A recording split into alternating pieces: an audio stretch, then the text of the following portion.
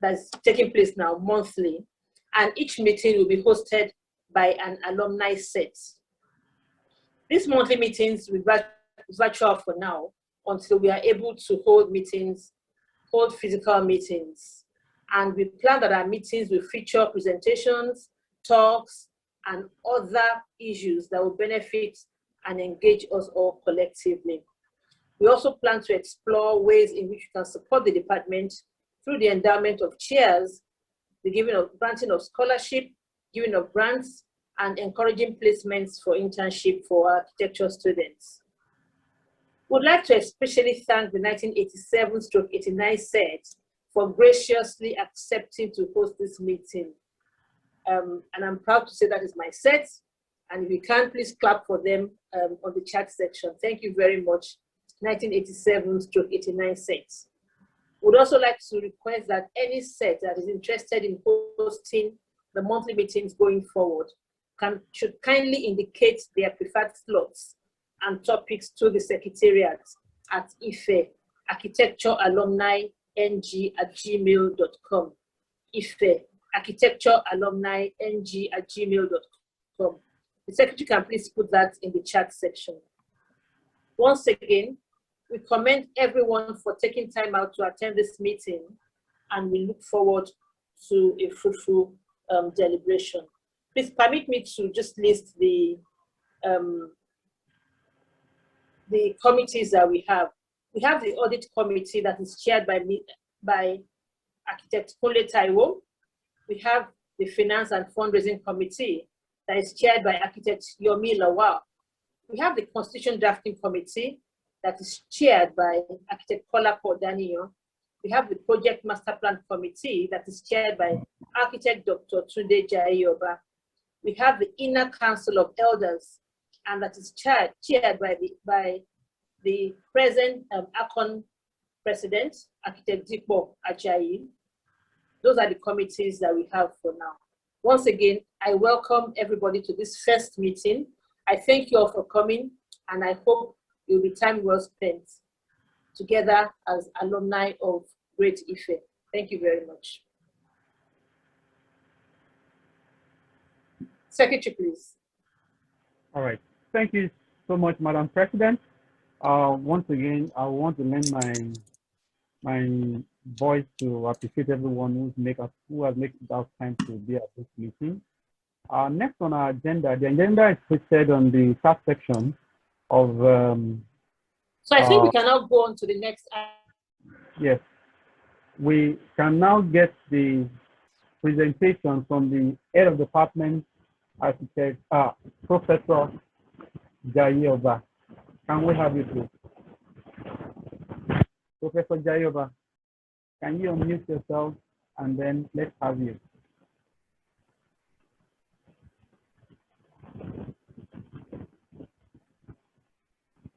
Professor Jaiyeoba. Is Prof unmuted? Yes, I've asked him to unmute himself. Please, can you unmute yourself and then give us, I hope he's still here with us. Prof?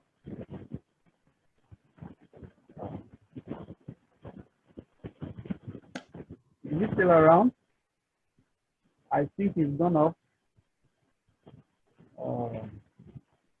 I think he's gone off. He will try and join us much later. Okay, he's back now.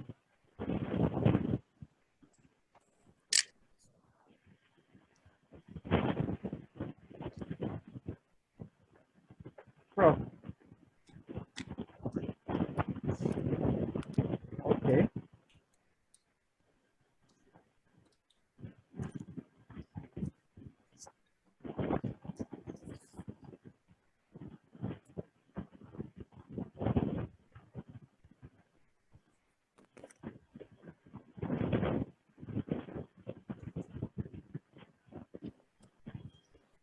Is Prof with us now? I think he has come back in. Can you all hear me? Can you hear me? Yes, we can hear you. Okay, I'm trying to invite Prof to join us. I think he was off at some point. He's back now.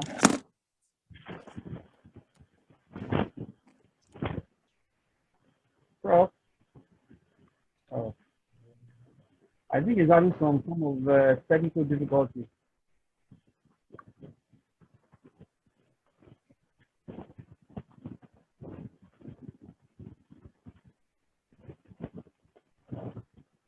Okay.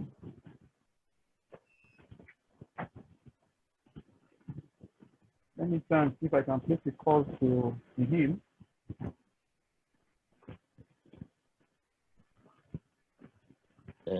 Prof is muted. Yeah, I'll ask him to mute himself.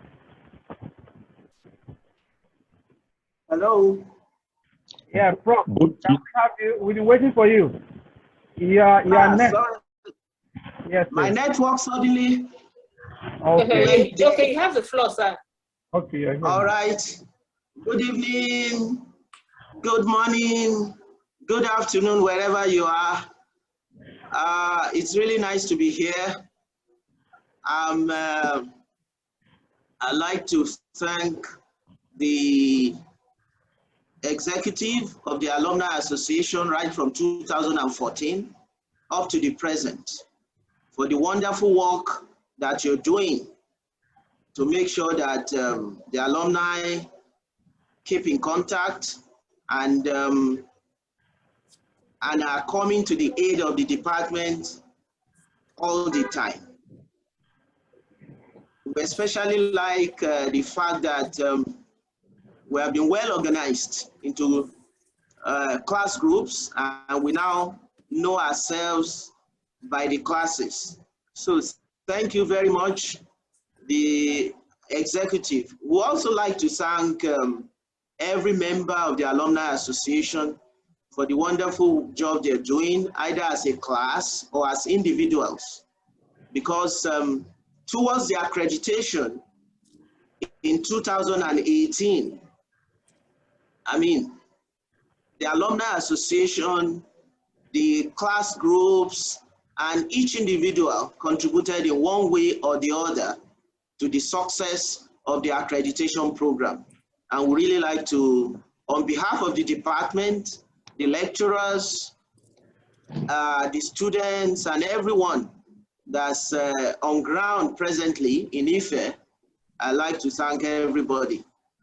It's also good to have so many people come in for this first meeting.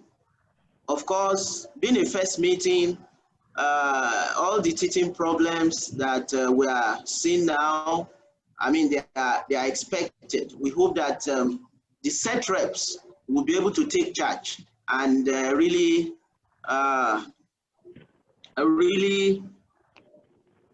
motivate others to be part of future meetings. I'd like to also acknowledge our guest speakers for the day. The two guest speakers, thank you very much for making it and for being part of the program. I'll start with the good things that are happening in the department. For example, the first program in interior design, a master's in interior design in Nigeria was started in Ife about 3 semesters ago. Also with the help of one of our alumni that is in the University of Minnesota, that's Professor Abimbola Ashuju. She is presently the Associate Dean for Research, Creative Scholarship and Engagement at the College of Design at the University of Minnesota. I'd also like to tell you that one of our alumni, that's Professor Luke, all of us. So we need like a website. Then the other things that happen, the department, I hope I'm being heard. Yes, the department collaborating with the faculty also won a conservation management plan, the Getty Fund, the Getty Keep It Modern 2020, for the core of the university designed by Ariel Sharon. You know that the Israeli architect Ariel Sharon that schooled in Bauhaus was the one that designed the master plan of the University of Ife. That was before 1962. And he was actually in charge between 1962 and 1980. So we got a Getty Conservation Management Plan. Apart from that, we also got like a complementary funding again from Jeddah Henkel Stiftung in Germany, you know, for the same conservation management plan. You know, eventually, when Bauhaus celebrated 100 years, you are aware that there was a seminar and a conference, you know, in Lagos. And it was during that time we had all these contacts, and they are beginning to yield fruits. Then, you know, part of our goal for trying to do the conservation management plan is that we're also looking forward to collaborations with universities all over the world, so we can eventually have a center for historical research, center for conservation and heritage research also, that will be based in Ile-Ife. Also, when the conservation management plan has been done, eventually we're working with the Nigerian end, and then we're collaborating with some international people to make sure that the core of the university is listed, you know, as one of the heritage centers worth preserving in the world. That's what we're gunning for again in that direction. Then also in the last, even before the COVID, we have alumni coming to participate, giving guest lectures to the students. I remember when Folake Ekundayo came visiting to Nigeria, she also came to give a lecture, you know, to us and the postgraduate students, research students that time. And I know I told her that I was going to contact her to still give some lectures, you know, online to the students. Please, we like to encourage everybody that's alumni.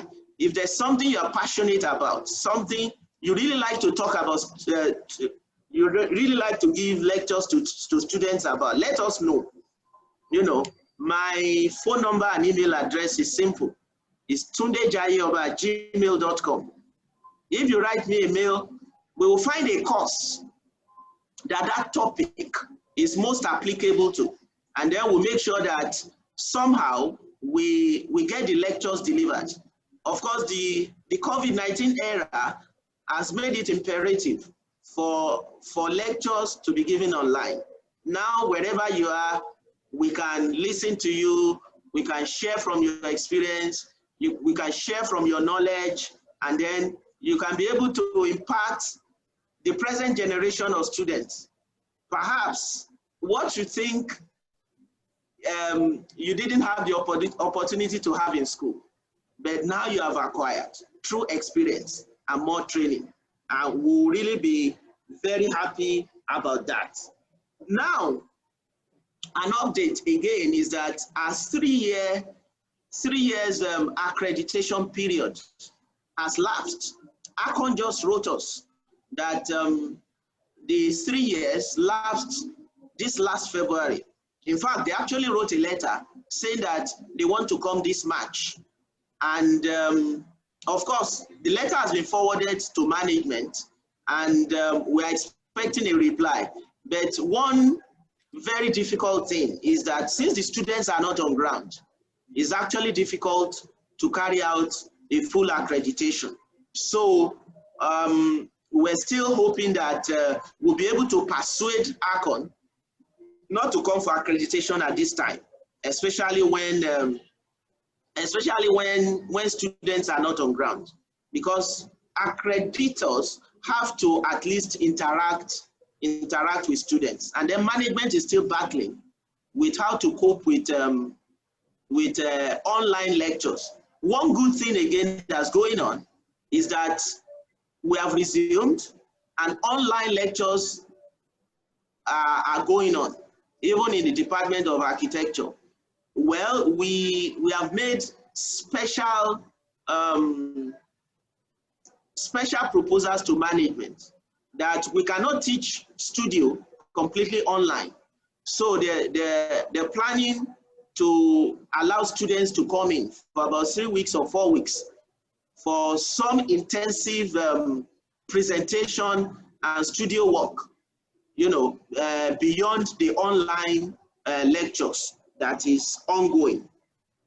Well, towards our next accreditation, just like the president said, Architect Titi Adeleye, the Alumni Association did a lot of work, you know, in terms of the facilities in the studio, and then getting the studio really ready, and then having some partitioning the classrooms for it to be really efficient. And then, of course, we also have a whole set that donated workshop equipment, you know, for the workshop. So towards the next accreditation, our fears are that the state of the central cafeteria, for those that are really old, they know that the Department of Architecture is now in the old central cafeteria. And you know that this old central cafeteria has not been renovated since the Department of Architecture moved in. So we have serious issues with the concrete roof that's leaking. Even the long span aluminum that was changed, maybe it was bad work or shoddy work, is actually leaking in many places. That's the long span aluminum on those 4 pyramidal roofs. You know, the flat concrete roofs, of course, the flat concrete roofs all over campus, they're leaking because no maintenance work has been carried out on them for a very long time. So the same thing is happening in the Department of Architecture right now. Then the floor, the ceramic tiles, that's 150 by 150, the brown tiles that's been there since the building was constructed. It's still the tiles that's there right now. And in many places, it's just coming off. I think it wasn't done with cement screening or whatever. It was laid with gum, some kind of adhesive. So the adhesive is getting loose, and then the tiles is coming up in many places, you know. So we have that issue too. In terms of resource, well, for people that have journals and books, we won't mind them being donated to the resource room. Whether they are old or current, they're always useful in terms of academics. Then, well, if we could get subscription for journals, or we have links for journals, whether it's professional journals, whether it's academic journals, we also will not mind. So, and then the other thing, for those of us that still have our models, maybe our master's project or BSc project, while maybe you now have it in some permanent frame or something. Occasionally, we might just need them, especially when accreditation is near. We might decide, if you are near, to please donate it to us. You know, we'll handle it well.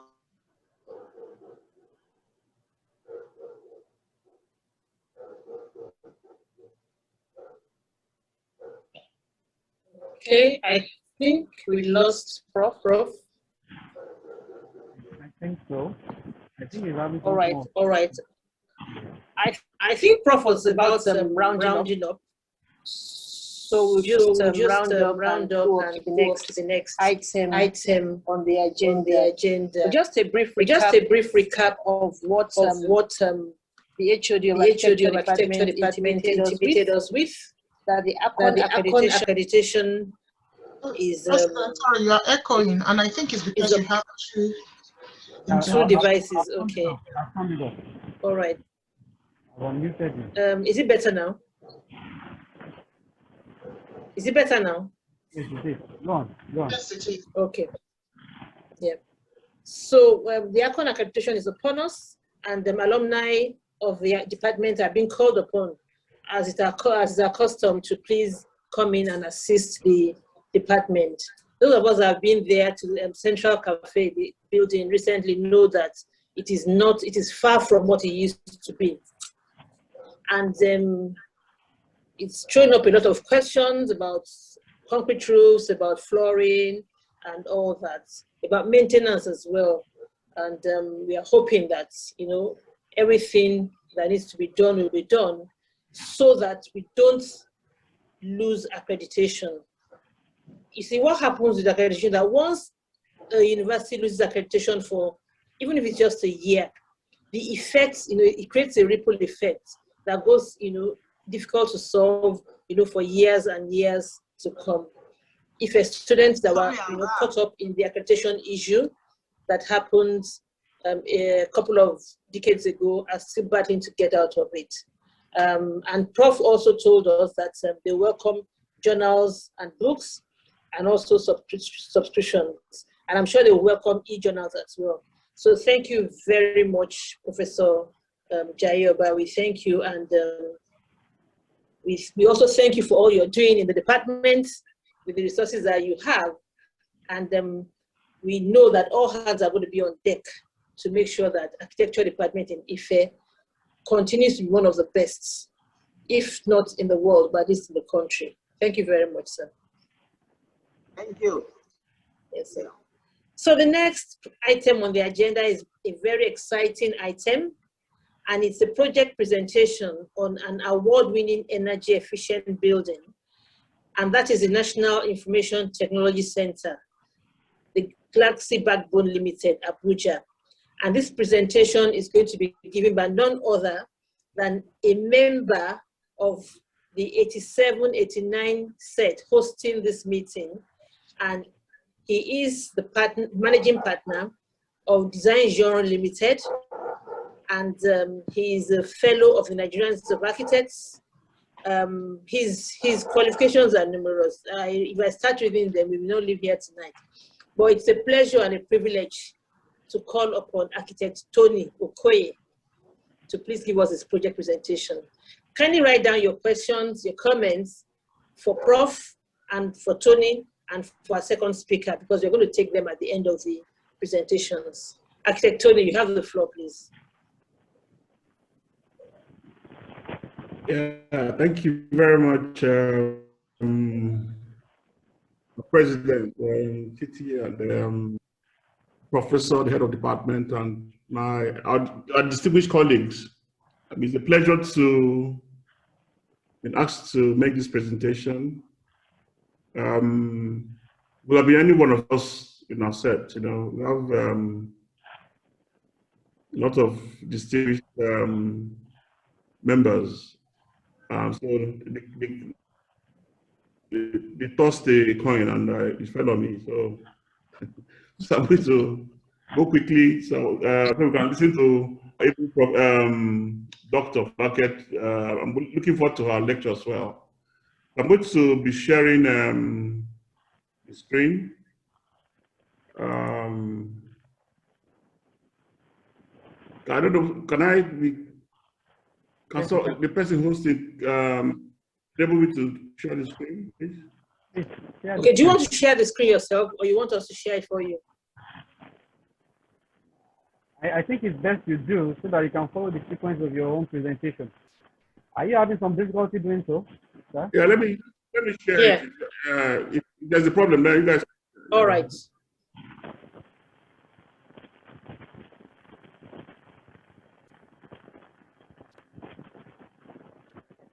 Okay.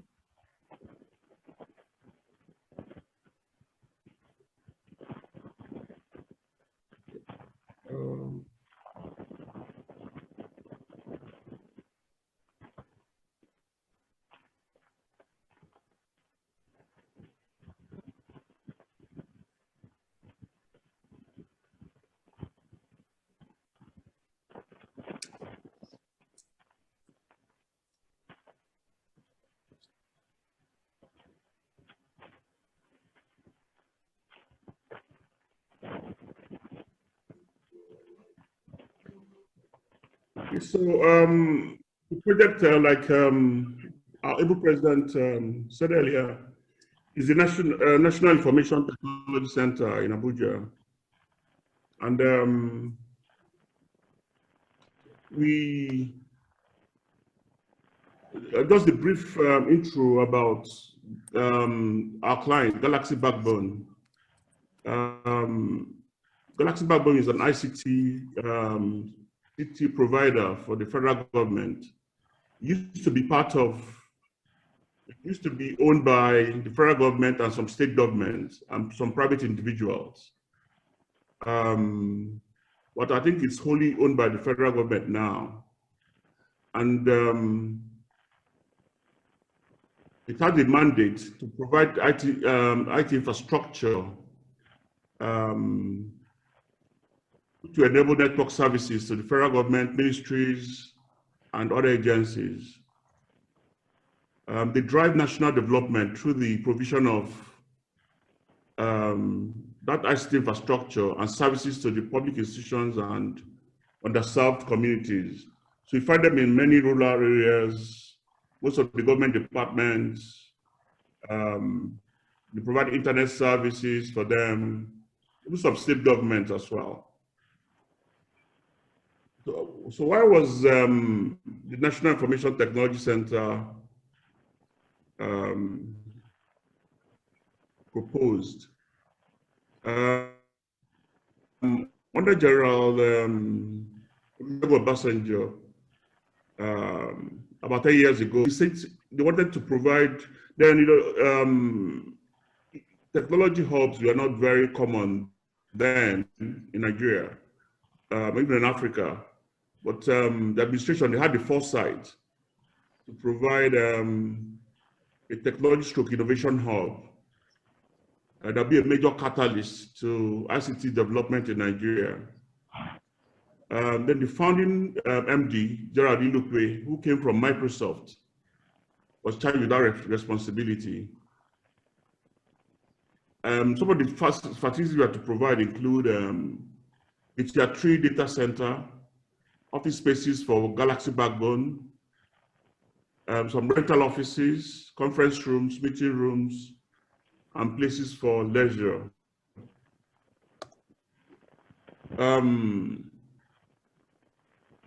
The whole process was, okay, how did I get involved? Look, there was a procurement process, which was, which followed the BPP process. That's Bureau of Public Procurement. Newspaper advertisement, asking for expression of interest. We applied, and it comprised of a technical and financial bid. The winner of that will now be interviewed and then project awarded. I mean, I could expatiate on those later if necessary. So the project information has a client Galaxy Backbone, design engineers were the architects and project managers. The structural engineers were M consultant. Mechanical electrical engineers were McAdog and Associates. The QS was Q Associates. The main contractor was Sagetso. Data center fit out was Huawei, a Chinese company. The gross area of the development is approximately 17,000 square meters. The footprint on the ground is about 2,500 or so square meters. Total cost was about 5.5 billion naira. The site is located in the central area of Abuja. It has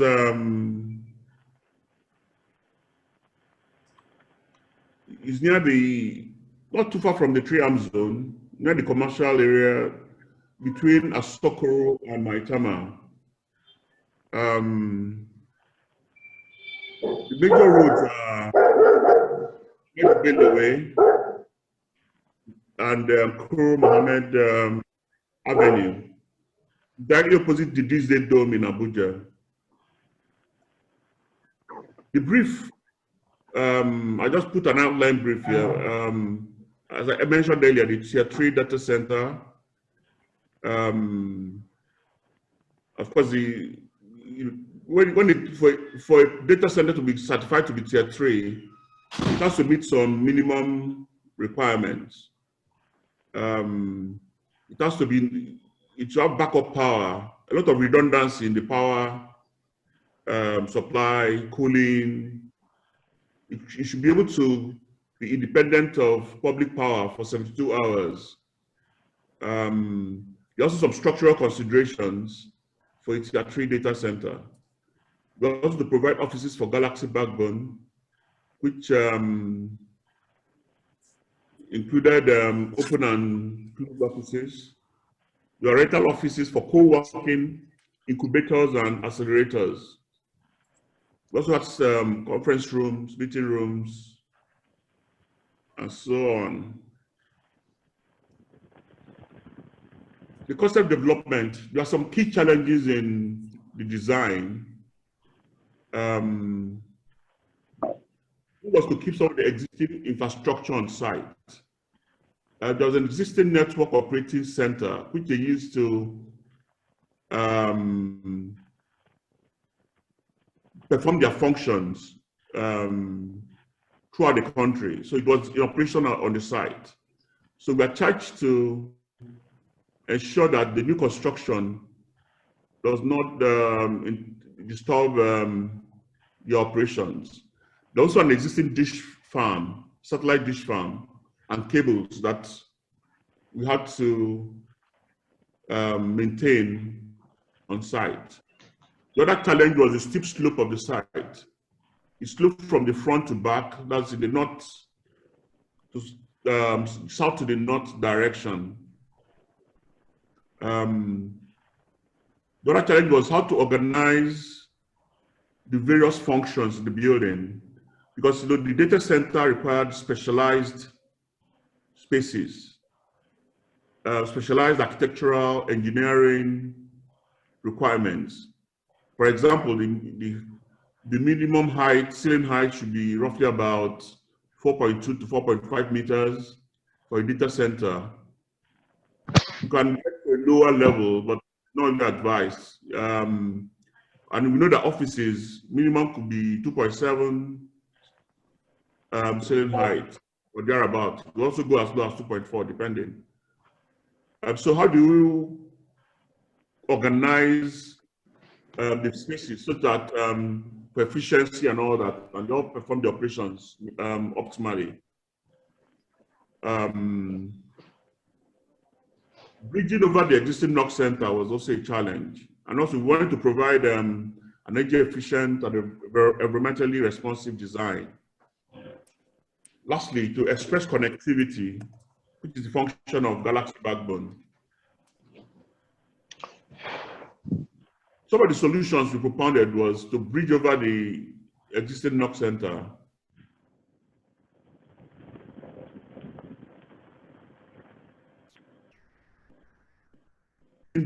So that at night it will be lit to some neon lights with some landscaping as well. Then also to use the courtyard as a means of segregating and connecting different uses. The use of courtyard also to achieve cross ventilation, adequate lighting, and so on. We also took advantage of sloping site to achieve 2 levels of basement parking. Then we also tried to express connectivity, which is what Galaxy Backbone is about, through the use of skywalks, link bridges, pergolas, and supporting structure. We introduced sun shading devices, of course, to minimize and deep overhangs to minimize solar heat gain into the building.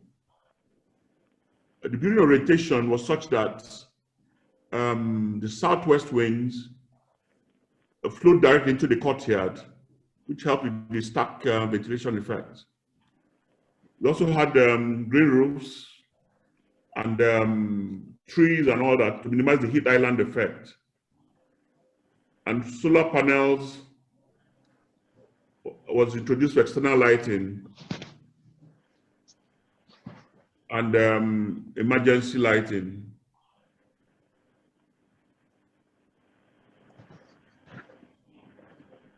The concept development,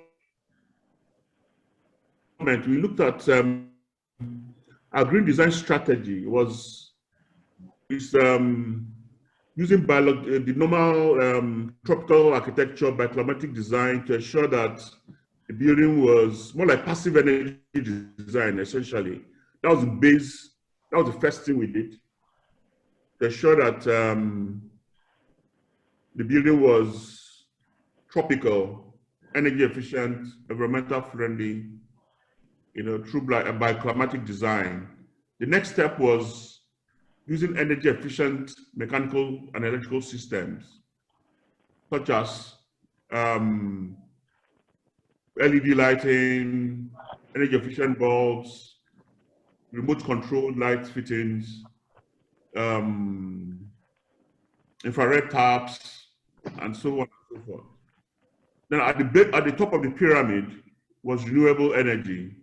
That is solar panels, inverters, and the like.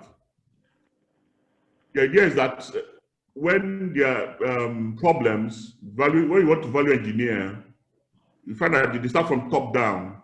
They tend to throw away the solar panel and other things. So, but if at the beginning you've achieved done your bioclimatic design very well, the building can still become energy, can still be energy efficient because it's not totally relying on renewable energy. So the last part of the strategy was an integrated design process, where we organized design charades with the client and all the consultants at the beginning of the project, and it carried on throughout the phases of the project. So it wasn't linear. Normally you say, okay, the architect finishes design and he passes on to the structural and electrical. But right at the beginning, there was a brainstorming session where all the consultants and the client were present. So we discussed all the issues and came up with some blueprint and guidelines to proceed. So the stage design was essentially looking at some of the constraints. If you look at the plan I have, the roof all covered the solar panels, the area where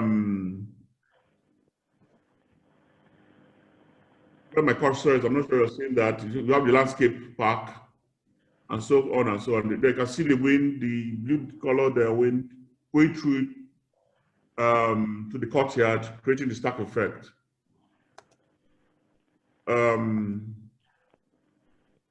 These are some of the preliminary designs we had, maintaining the courtyard.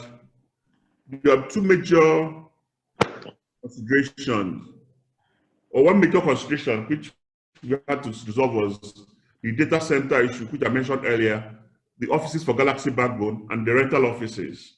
How do you organize them?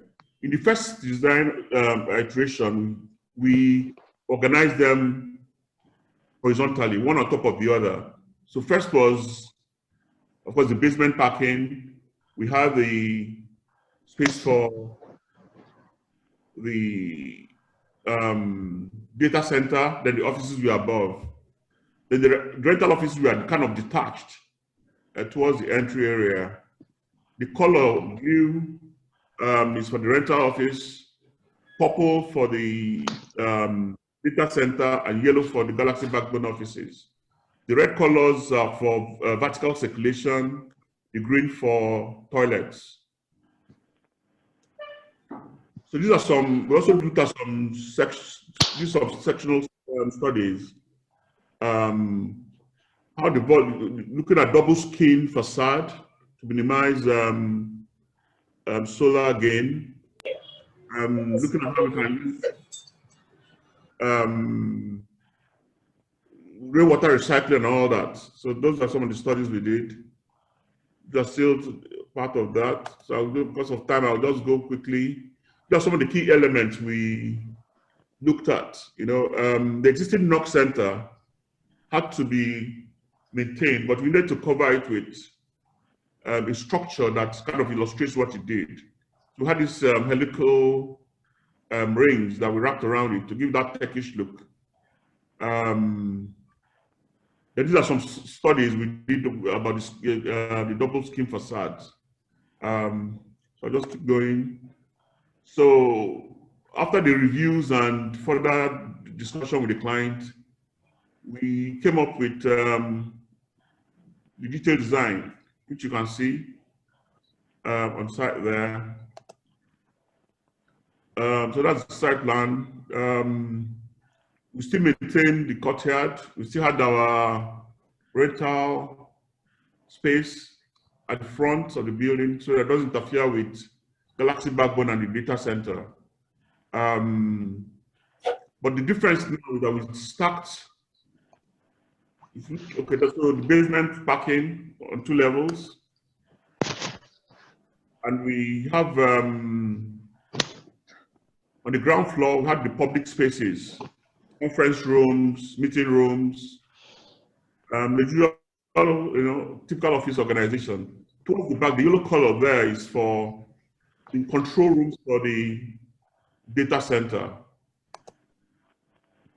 On the next floor, we had the yellow is for Galaxy Backbone, the purple is for the data center, and the blue for the rental space.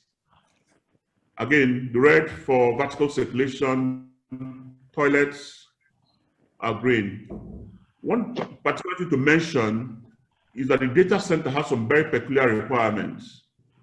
Apart from the 1.5-story high ceilings, you need some special lifts because of the size of equipment that needs to be carried into the data center. There are specialized lifts,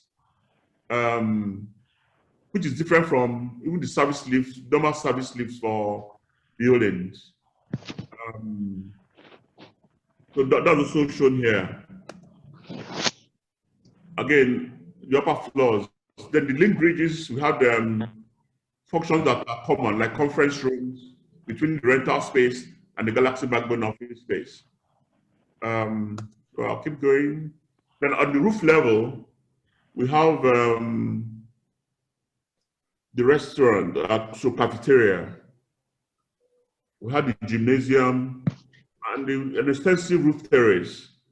The idea is that the leisure events which will happen after work, people do it, they have the nice views to Abuja. You can host events here, you can do a lot of things here. So that's why we put all those leisure things at the roof level. So that's the section, showing the section through the courtyard, the fireworks. And this is the other cross section, showing the link bridges, the sloping roofs. Interestingly, Prof was talking about the problem of concrete roofs. So part of sustainability is to maintain, create buildings that have minimal maintenance issues. So of course, most of our roofs are covered with pitch roofs or slanting roofs because of the issue of the problems we know about concrete roofs. So this was the 3D model that was done by Samodia, the client's office. So that's the picture of it. So these are some of the pictures of the completed building. This is the front view. Just the entrance is to the right, bottom right of the screen. And beside that is the gatehouse. We tried to express, the backbone. I don't know, I'll leave it to people to figure out whether we succeeded. So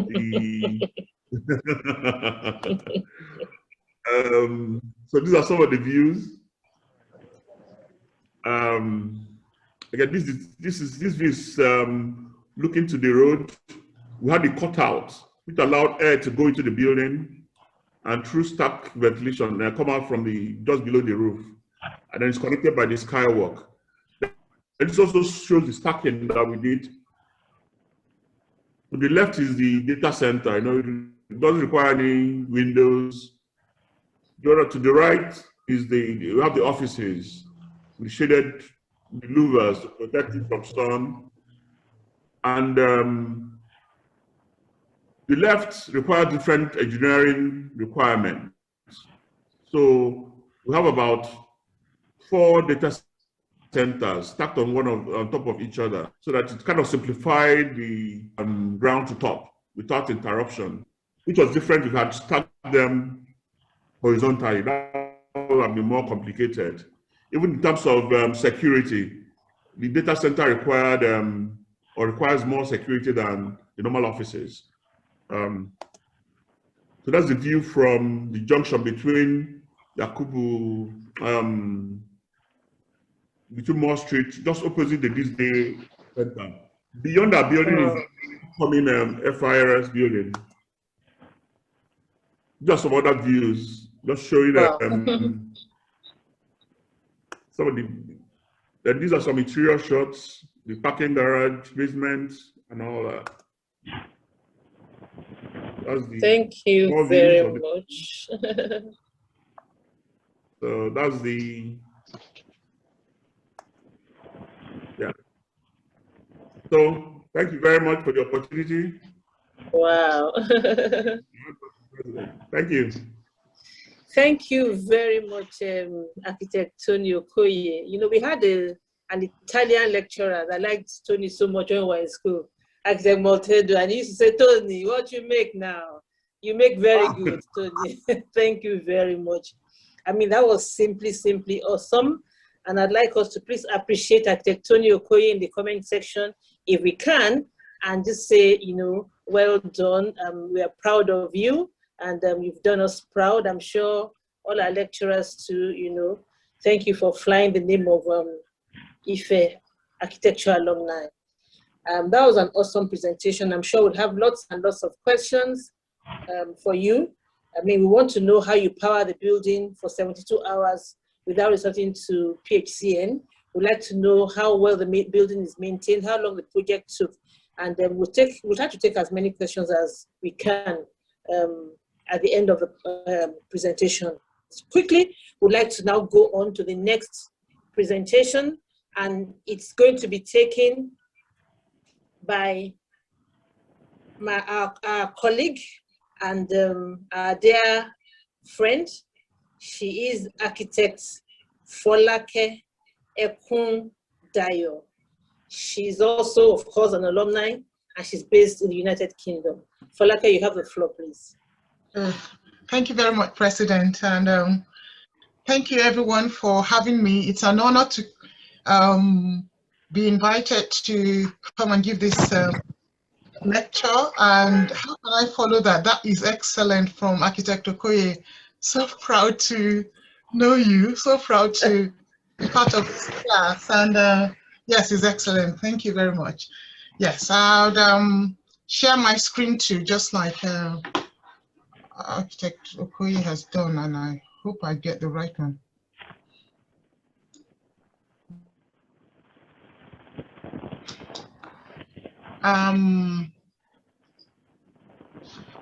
Yes, my topic today is for about opportunities for Nigerian trained architects in diaspora. Well, I studied in IFE in year 87 to 89, and I came to the UK, and whilst here, the first thing I did was go to the RIBA for assessment of my qualifications, which was given part 1 and 2 exemption, and meant I had to work to do my part 3, and it took a few years to do it, but I'm here to show you exactly what you need to do if you come to this country, because I believe on the forum we have a few of the younger members of the alumni group who may be considering that. There's one thing I like in my life, and it's jigsaw puzzles. And I would say my career has been the piecing together of different aspects of the construction industry, and it's from that experience that I come and give this presentation. So now, an overview, I'll first start with the profile of my career. and then I'll go to telling you how you need to, what you need to do to qualify as an architect, and then the area about how to develop your career. And like I said, I had BSc and M.Sc in architecture in Ife. And when I was here, I did the diploma in building surveying because the kind of work I was getting required me to understand building construction here. I already, from the RIBA giving me the part 1 and 2, it meant I really, they had looked at my curriculum and looked at my syllabus and my transcript. And as far as they're concerned, I was the equivalent of an architect that graduated, no, a student that graduated here in the UK. But I did not know anything about building construction that was peculiar to a temperate climate and the area of building services. I think I wasn't listening enough to Mr. Ajibola when we were in effect. And Adesanya. So I did a diploma in building surveying, and from there I did my RIBA part 3 and qualified in 2000. In that time as well, I also did a PhD in architecture, in which I used some of things we had done in Ife to be the my topic for the PhD, and came to Ife to carry out my case study, and then so working in tandem with academia as well as in practice, I moved around different sectors. I started in the voluntary sector where I worked on social housing, and then to education, and then to healthcare. And so I'll show you a few of my projects just so that you know a bit about me before moving on to telling you how what you need to do to qualify. So this is a project I did, and it's I was project leader and designer for this. Is a £5 million project. It's a new build primary school in Oxfordshire. And the work actually started from the demolition of the existing site and the construction of this new build school. Like you say, I had louvers. Well, one of the things I had to learn about this was actually the effect of planners with regards to things like even having protected species of bats in the area. I could not demolish that building for 1.5 years until I found a habitat for protected species like bats and red-crested newts. You know, you learn those kind of things in this place, and the school is up and running. That's it. And yeah, it's a beautiful project that I worked on. And right now I work in healthcare. This is the Royal Surrey County Hospital in Guildford.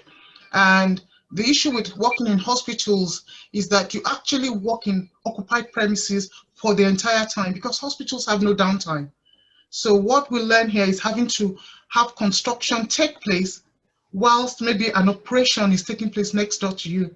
Even through the COVID crisis, we've done projects whereby we're doing infills and building around construction sites, sometimes working around the clock, doing surveys at 5 in the morning before an operation takes place. And these are projects. The same hospital, the emergency center, we had to build that extension, completed it on Christmas Eve of last year, just because we had to extend the waiting area for COVID patients. And those are the kind of, you know, high tense work you're doing for the public. I've done extensions for these GP surgeries in Berkshire, and this is an endoscopy unit for a hospital in Ascot, opposite the racecourse. And for just a brief about my PhD, which is about using kitchens to compare different cultures in Ile-Ife. And well, the thesis is in the University of London, if you want to ever read it.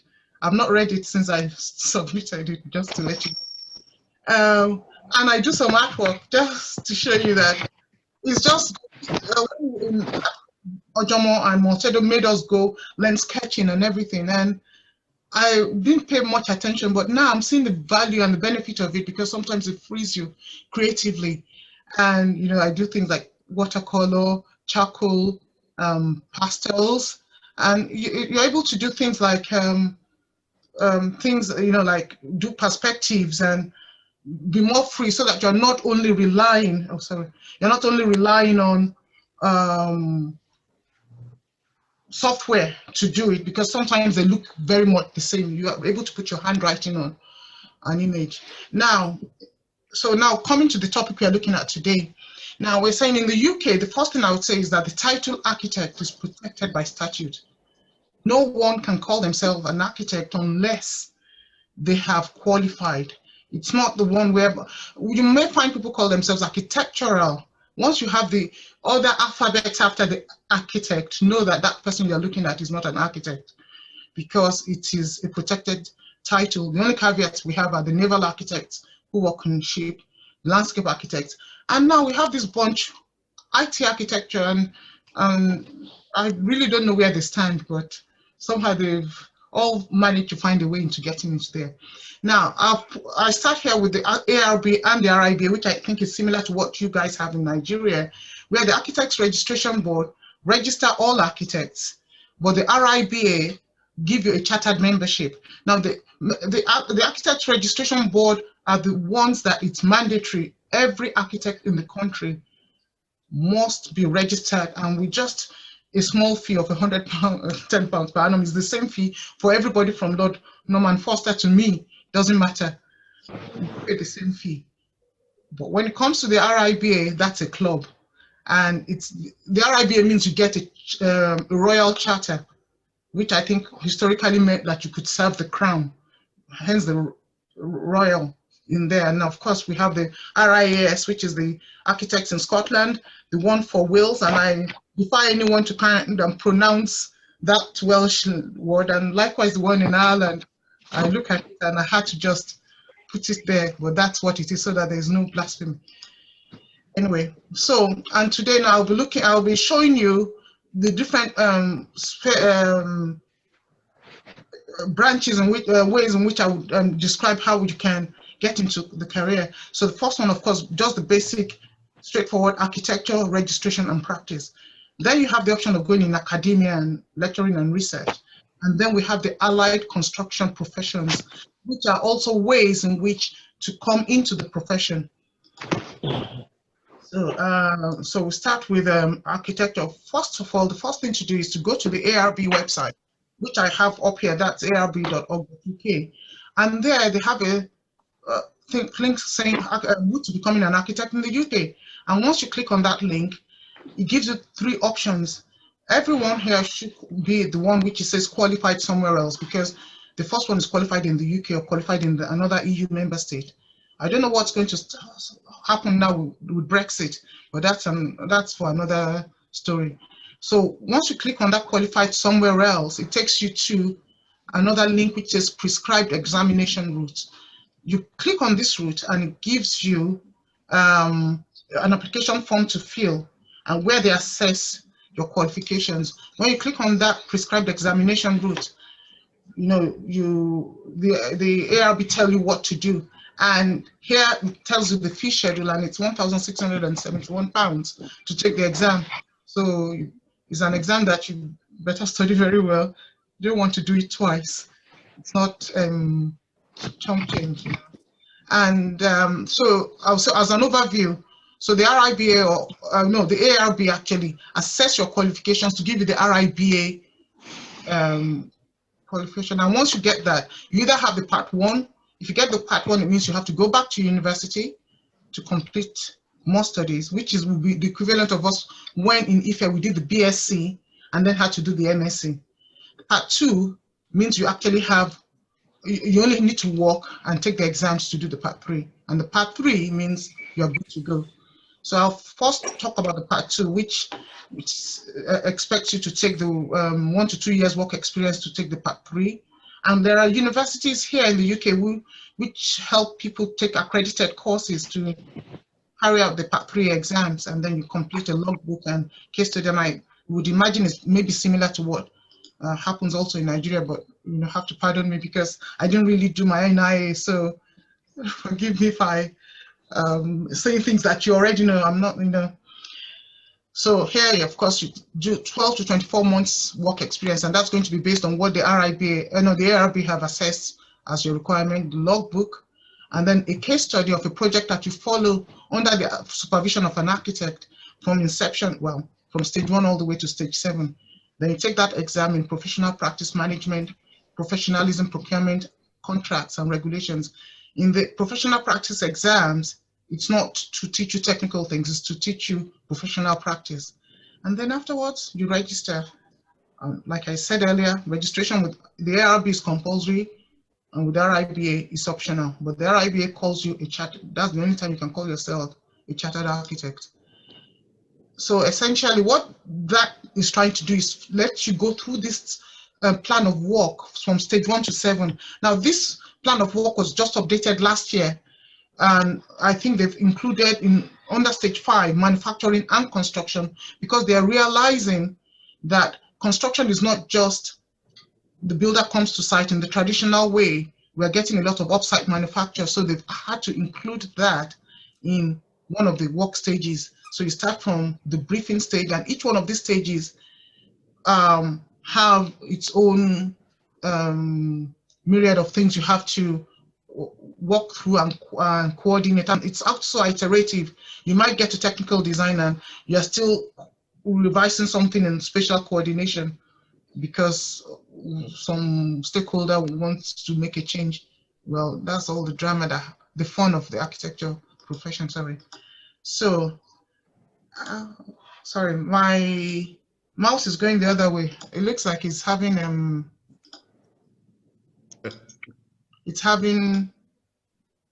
okay, yes. Career direction. So you set up practice, you've got your part 3. There are 2 options. You either set up practice or you go into employment. If you set up practice, one thing you must always do is get professional indemnity insurance. It is not optional. If you want to remain an architect, you have to get it. And this professional indemnity insurance is a protective cover should you be accused by a client of providing bad advice that has caused them a financial loss. And it starts from a minimum of 250K. If you don't have it, you will be raised off the register. It's like simple as that. You cannot practice without having it if you want to not get into trouble. And you have, and as you do more work, your indemnity level liability goes higher. So your indemnity insurance premium is never going to go lower. It's not, there's no claims bonus like a car. There's no that I've been practicing for 25 years and had no trouble. As more work you do, your premium goes higher.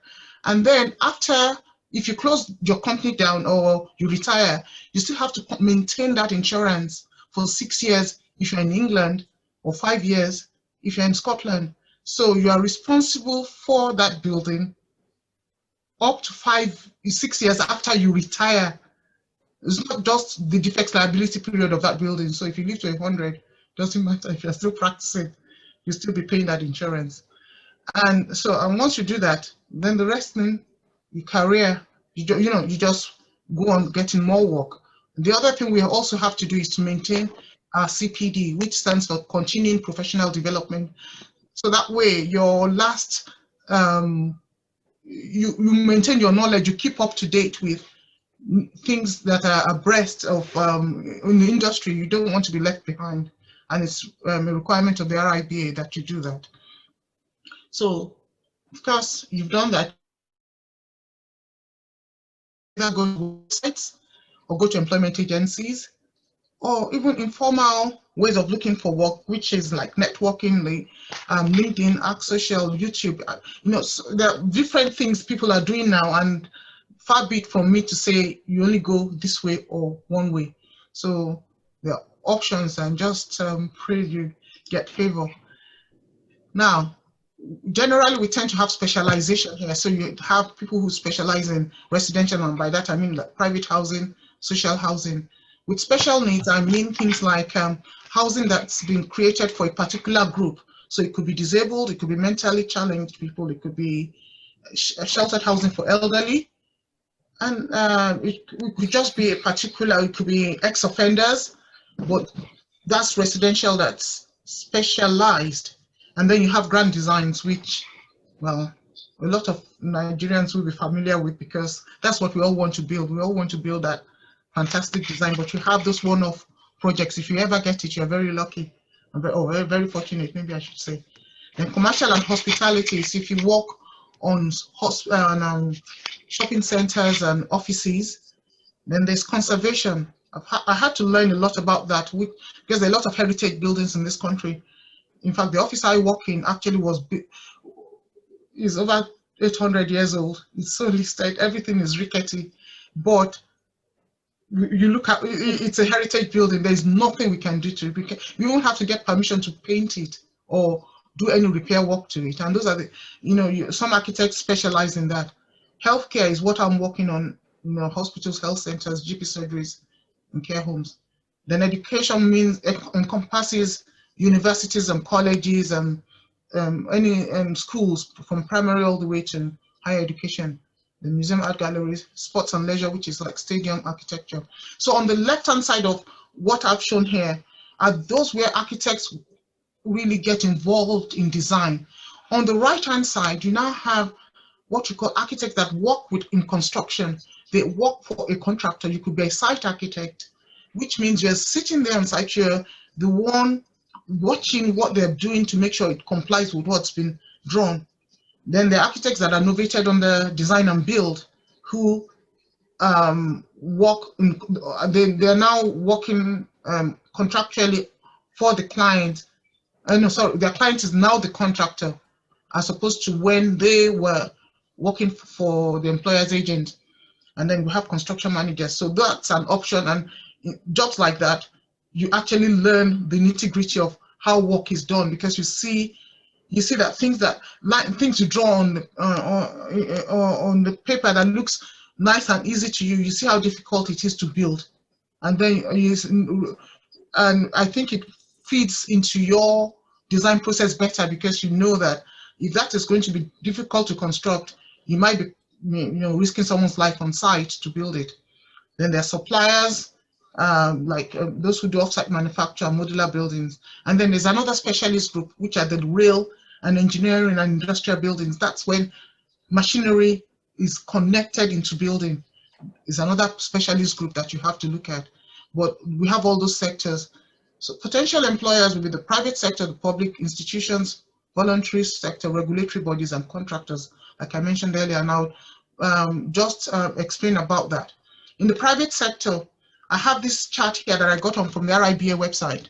It's saying that we have that, it says microbands, that's less than 5 people in the office is called a microband. Before, the name we used to call them is one-man band.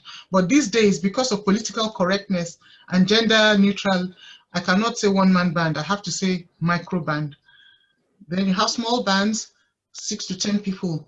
Now, from this chart, you will see is 75% of architects actually work in firms of less than 10 people. And what that is saying is that 3 out of 4 architects, majority of us, actually work in those kind of small practices. And when you work in those micro bands, the micro bands and the small bands, they mainly deal in the residential sector, but the small bands begin to have a wider range of people, sectors they can work in. The benefit of working in this kind of firms is that they're good for qualifying for the Part 3, because they take you through the stage of work. Because the small offices are small, so you get involved in so many things. You may be involved in invoicing. You may be involved in not just do your own drawing and leave it to someone else. You actually see how the practice works. It's very daunting. It's very difficult because the buck stops with you and your boss and those kind of places, but you get a lot of experience. And I'll say for any young person trying to come into profession, it's those kind of firms to target. Now, the medium-sized practices are the ones that are bigger, more complex. It's very competitive. If you're trying to get to Part 3 in a firm like that, you're competing with every other young person as well who is trying to show the boss that they should get, work on that project. But then they are good for career development. When I did the first project, which I showed you, which was the school, it was in a bigger firm, of course, because you are then working on multi-million-pound projects. The smaller band offices may not have enough money to cover the PI for those big projects that public sector asks you to do. And then finally, you have the mega. You now have the mega practices, those ones that are international, the ones that you have over Europe. You have W.S. Atkins, you have their names You name it, you know where they come from. Zaha Hadid. Those ones are the prestigious firms.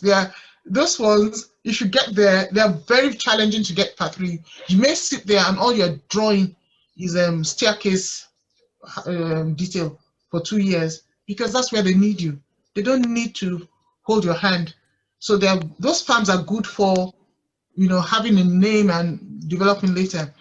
Then other employers are like in public sector, local authority, the estates department, because the local authority and estates, they have a lot of housing stock and they need people to maintain, to carry out condition surveys and carry out small repairs. So those are places you can work. There's also planning and development control, and building control, sorry, that's development control. They manage what architects and surveyors and technologists give, and you learn some things through there. Then, of course, we have the regulatory bodies like the NHBC, who actually give a warranty over every building, every new build. So it's like, just like you have a warranty on any household appliance, NHBC also give that warranty. And then you have the voluntary sector, which are charities and housing associations. The last group of people, I would say these are potential clients and employers. Now, these are the institutions. These ones are the ones that actually have their own housing, their own building stock. These have money. The Crown Estate is 14.1 billion. I think there was some stupid number like that I got that they are worth, and they have estates, and that's of course the Crown, Her Majesty Queen Elizabeth, the Crown Estates, and the Prince of Wales. They have land offshore, onshore, many countries. If you get wow. Yeah, these are. Thank you. Am I running out of time? Yes, you are. Are you nearly done? I'm nearly there. Yeah, sorry. So you have. So please wrap up now. Yeah. Please wrap up. Okay. So anyway, so you have all this organization. So first thing is to get your foot in the door. If you have any of this software, it's very good to get your foot in the door. And these are the kind of projects you're looking at. And we have all these other professions that we also work with, the engineers and the regulatory bodies and building surveyors. And then you can go into literary jobs like specification writing, journalism, building notice. So you see that there are lots of things for us. And so in summary, I would just say, yes, we have longevity. We don't have to stop and retire at the age of 60 like maybe everybody else. Lord Foster is 85. Nehemiah died at the age of 104, was still working. And my boss, he's 80 years old. Actually, he's 81. This was his birthday last year. This is him in front. He still comes to work 3 days a week, and that's me at the back. And we all had a t-shirt. If you think white people don't do Ashwebi, we all did Ashwebi, and we wrote it on my favorite. And that's us in the office to celebrate it. So enjoy architecture, and if you come here, never worry. Just have to put up with some, you know, do a lot of work to get this whole jigsaw filled, and that's it. Thank you. Any questions? Oh, thank you very much, Folake. Thank you very much. I would like to thank the nearly 60 participants at this meeting for your patience and for taking time out to attend. Once again, Folake, that was an awesome presentation. So we hope that you'll be expecting some of us in the UK, and then you'll be able to put us through even much more than this. Thank you so much. And that is it from the United Kingdom perspective. And we hope to be able to take somebody from other countries as soon as we can. Before we go on, please permit me to welcome, I would call him our President Emeritus. He was the president of this association for 7 years. Architect George Akinola is here with us this evening. You are most welcome, sir. So would Thank like you so much. Thank you, sir. You're welcome, sir. We'd like to now quickly go on to questions and comments. We have two options. We can either type our comments in the chat box or raise our hands digitally so we can speak. Professor Jaiyeoba is waiting to take our comments. He left a comment in the chat section that an alumni donated some money for power, and they're looking for more money to make that up. And we need to ask Architect Okoye how he worked with the Abuja project that they can do 72 hours without resorting to PHCN or NEPA. So we'd like to take questions, comments from Professor Jaiyeoba, Architect Tony Okoye, or Architect Folake, Dr. Folake, Architect Dr. Folake Opeyemi now. Thank you. Please raise up your hands if you have any questions, and we just take them.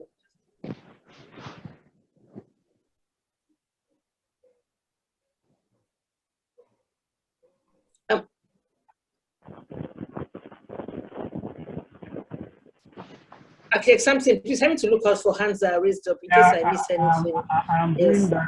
Okay, we have a question that's asking Architect Tony Okoye about maintenance of the project. They want to put a time to the project. When was it started? When was it completed? And how has it fared in terms of maintenance? Because one thing we don't look at in this country is maintenance. You know, we don't really have a maintenance culture. Architect Folake has told us, she's working in a building that is 800 years old. I'm not sure I want to work in that kind of building, but you know, they do a lot of preservation and they do a lot of building and maintenance. And I'd like to welcome everybody that is joining us from outside Nigeria. Architect Mamiroro Ogunkami, you're welcome. And a few people that have not been in the architecture space are also joining us tonight. Architect Aduke Atiba, you're most welcome. Time will not permit me to mention everybody, but everybody is most welcome. Architect Okoye, please, can you answer that question while we are waiting for other questions?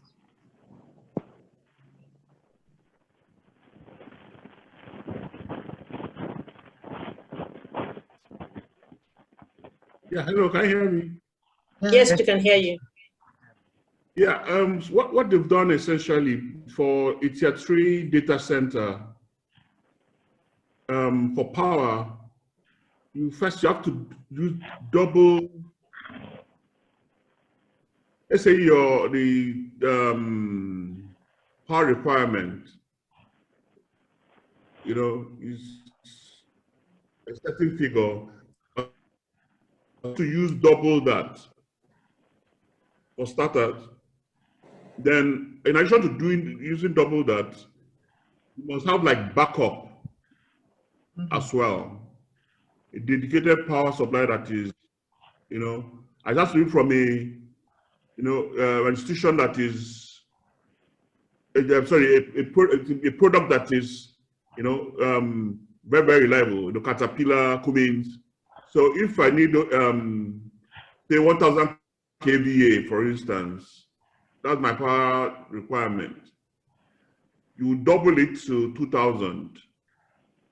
So you need a generator that's 2000 capacity.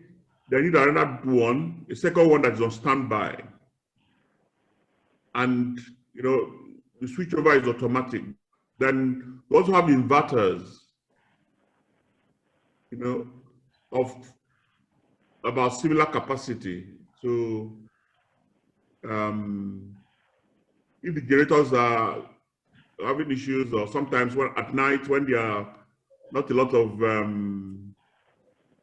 people in the office, or maybe not all the generators that need, not all the power supply is required, the inverters keep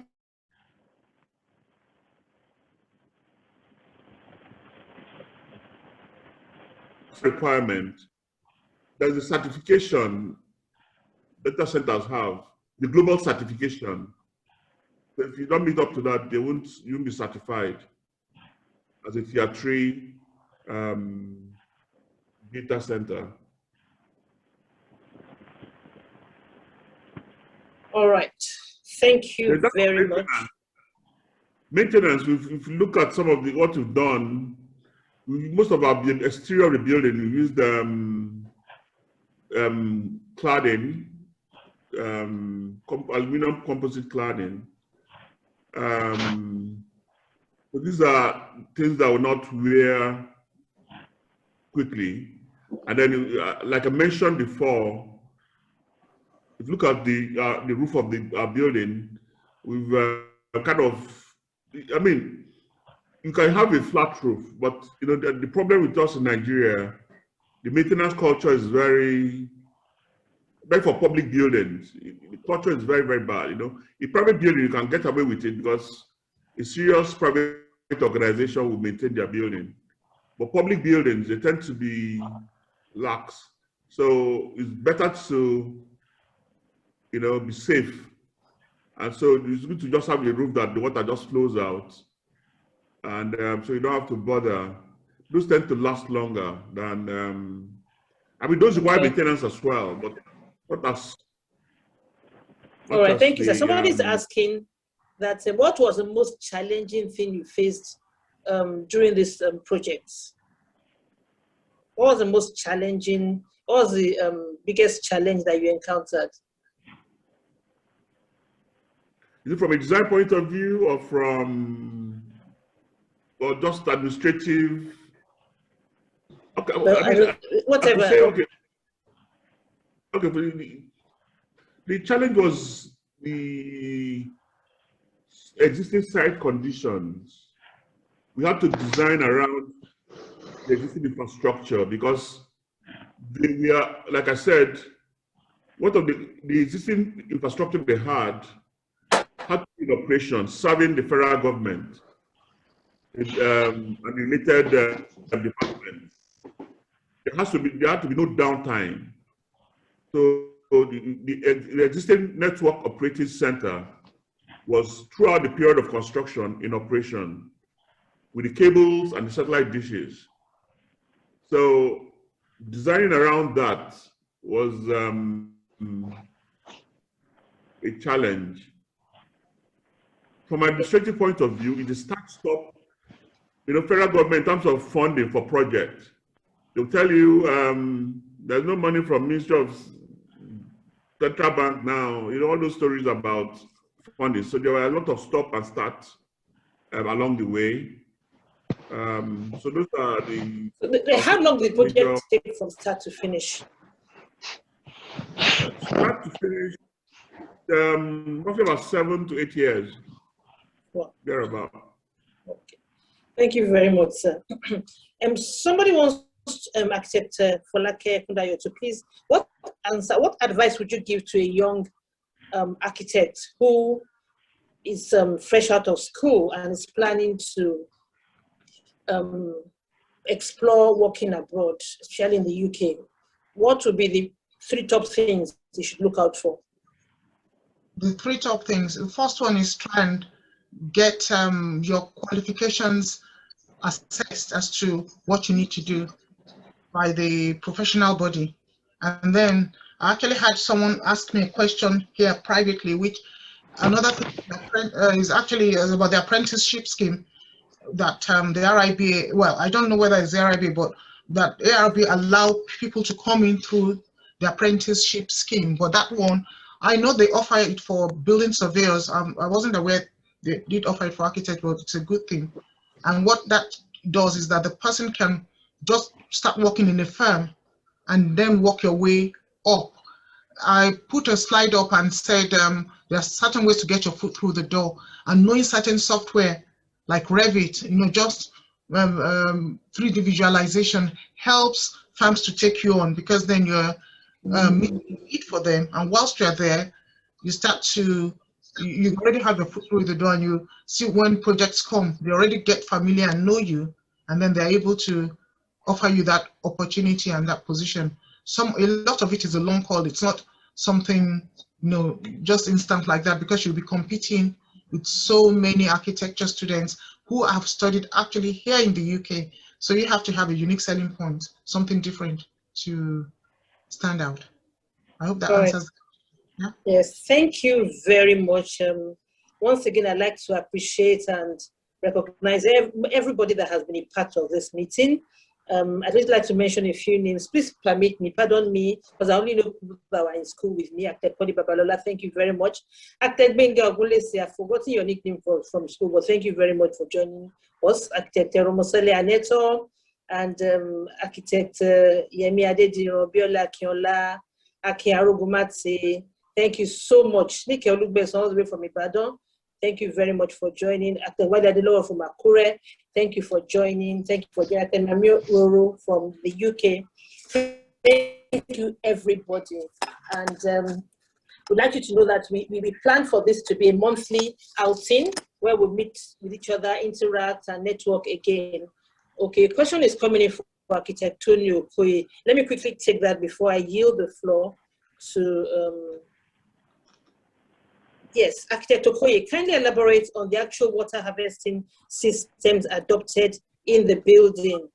And while you're doing that, I think you should educate us on what it actually means for a building to be sustainable, because some people are asking that if you have 2, 3, 4, 5 generators, and how much of the power does the solar and other sustainable sources actually contribute to the building? And then another question, so maybe we can get everything together. It said, I believe the project also earns the LEED Green certification. Did you attain gold or platinum certificates? Just curious, please. And that's from Architect Okata. Okay, let me start from the last one because that's the easiest one. No, we didn't apply for LEED, but we sort of met. I'm LEED certified. I'm in the US. I'm a LEED accredited professional. That's one of the things that also got us the job when they did the technical bid. But for this one we did not apply for it because to apply for LEED certification required a lot of organization and costs which the client was not really ready to pay. So, but we kind of tried to meet some of the requirements that LEED required. So that also, so there was no LEED certification. On the issue of rainwater harvesting. Rainwater harvesting, yeah. So it was essentially there's an underground tank where the rainwater, is collected and then and channeled. So they use it for irrigation and all that. But the major problem, but the challenging thing that the other guy, the third person asked about sustainability of a data center. That's been a big debate on it. I mean, globally, in terms of energy efficiency of data centers, because it generates a lot of power, and then the requirements for certification requires a lot of redundancy.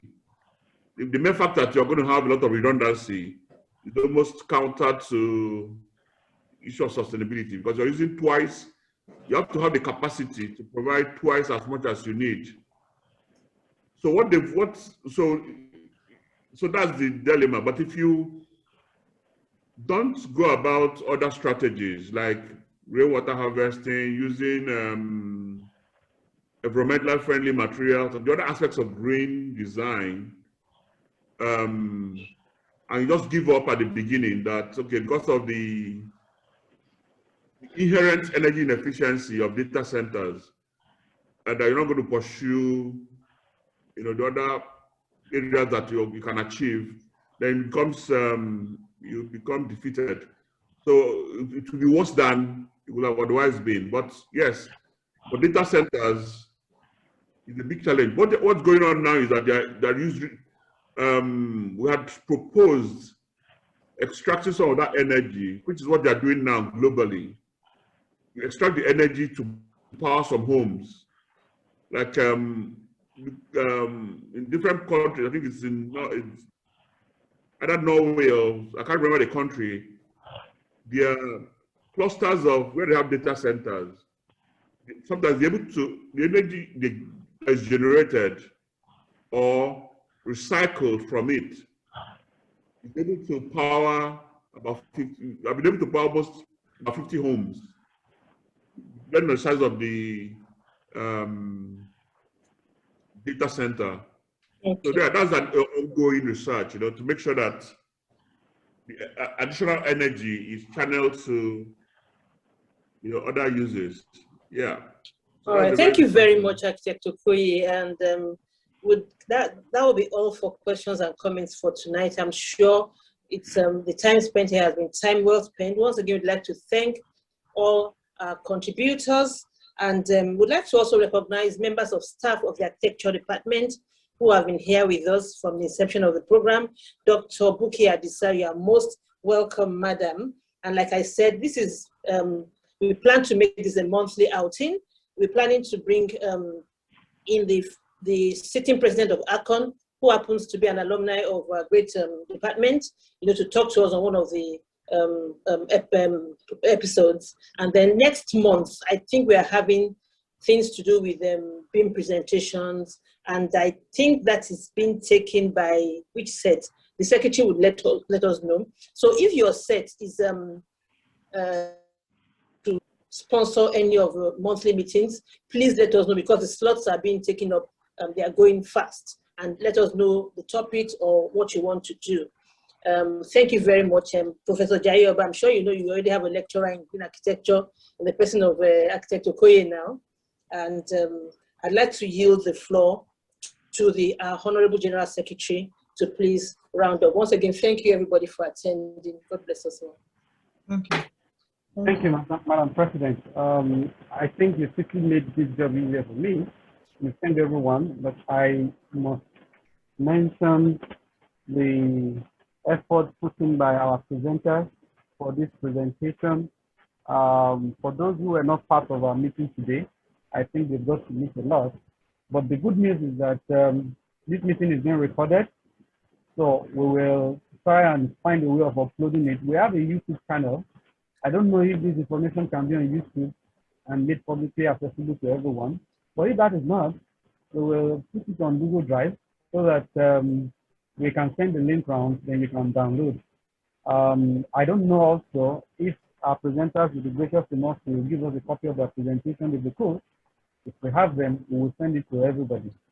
Great effort by all of them. I want to say on behalf of the East Architecture Alumni Association that we are indeed very grateful for the time that you are putting today. For everyone who took out time to be here, we are indeed very grateful. You had a lot of things to do, but you decided to share your evening with us.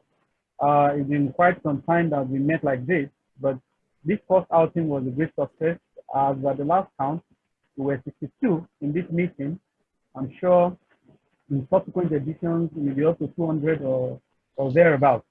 So we want to say that whenever we call you for meetings like this, please honor us with your presence. Without you, there wouldn't have been a meeting. So we are really, really very grateful for all that you have done. We want to appreciate the head of the department, Professor Babatunde Jaiyeoba, for honoring us with his presence and also giving us the update as to what is happening in the department. There's a lot to do.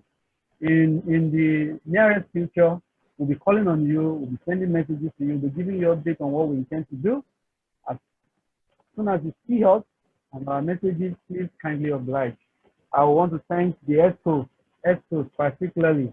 They actually work behind the scene, in front of the scene, around the scene to make this a success. I want to say that we're indeed very grateful and appreciative of all you have done. I would want to say that the next edition is going to be a bumper one. The 1998 set will be hosting us next month or thereabouts. I don't know if edition next month is not going to be clashing with Easter celebration, but we'll look at it at the ESCO level. If it will be, we'll look for a more probable time for us to do so. 1998 set will be talking to us on exploiting BIM for our respective practices in order to be sustainable, competitive, and profitable. So if you think you never want to meet, please take out time to be there. Without further ado, I would want to say I'm sorry to interrupt, please. May I recognize Mama Oshashona? Mama Oshashona has been here with us from very early in the program. You are most welcome. I really had to do that recognition. Thank you for being here, and thank you for all you sowed into our lives. We appreciate you, and we celebrate your passion for architecture. Thank you, Ma. Thank you, Ma. Like the president has said, we have a set hosting us for the next edition, but we still want more sets to come on board. I know we would have had nothing less about 40 sets. So 1987, 89, they have opened the lead and they did excellently well. We want to start for them. We want to see what 2008 will do next 1998 will do next month. And then we want you to also discuss among your group what it is that you want to do for us. It could be a talk, it could be a presentation, it could be anything. Just make sure that it is something that will be worth the time of those who will attend. We want to make our coming together impactful, something that adds value. Rather than coming to say we want to do meeting, read minutes, and then talk and we go. I believe that everybody has taken something out of today's meeting. So we hope to see you again next week. Thank you. Over to you, Mr. Madam President. So just close the meeting and then we adjourn. All right, we'd like somebody to please move the motion for the adjournment of this meeting. I would like somebody to second. To move for the adjournment of this meeting. Thank you. Can you please introduce yourself and your sex? My name is Babatunde Jaiyeoba, set rep of 2003. I wish to move the adjournment of this meeting. Thank you. Okay, I think it's been seconded by Titi Adeleye.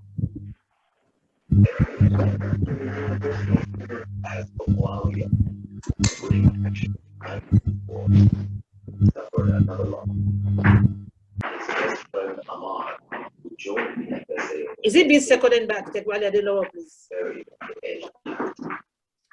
Okay. The architect Akin Jr., can you please give us a closing prayer, sir? Pastor Bayo Akin Jr. Father and our God, we want to thank you tonight. Thank you for a wonderful time in your presence. We are grateful for all the presentations, for the putting together of this program. Thank you for those behind it. Thank you for partnering and all the leaders. Thank you, leaders. We pray, Lord, as we go, that your presence will be with us. That you continue to glorify your name in all we do. Thank you, Father, because when next we meet, there shall be great testimonies to the glory and praise of your name. We pray with thanksgiving in Jesus' name. Amen. Amen. Amen. Thank you very much, everybody. God bless us all. Bye. Bye-bye. Bye-bye. Do have a pleasant evening. Good night. Enjoy. Bye, everybody. Bye. Bye, everybody. Nice to see you. Bye.